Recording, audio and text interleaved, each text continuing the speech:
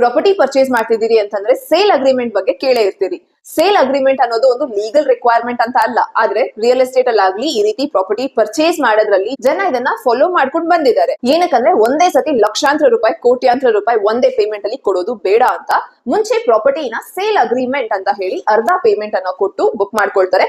ನಂತರ ಒಂದಷ್ಟು time duration ನ ಫಿಕ್ಸ್ ಮಾಡ್ಕೊಂಡು ಪೂರ್ತಿ ಪೇಮೆಂಟ್ ನ ಸೇಲ್ ಡೀಡ್ ಮಾಡ್ಕೊಳ್ಳೋದಿನ ಕೊಡ್ತಾರೆ. ಆದ್ರೆ ಈ ಸೇಲ್ ಅಗ್ರಿಮೆಂಟ್ ಹಾಗೂ ಸೇಲ್ ಡೀಡ್ ನ ನಡುವೆ ಬರುವಂತ ಟೈಮ್ ಡ್ಯೂರೇಷನ್ ಅಲ್ಲಿ ಪಾರ್ಟಿ ತನ್ನ ಮೈಂಡ್ ಚೇಂಜ್ ಮಾಡ್ಕೊಳ್ಳುತ್ತೆ.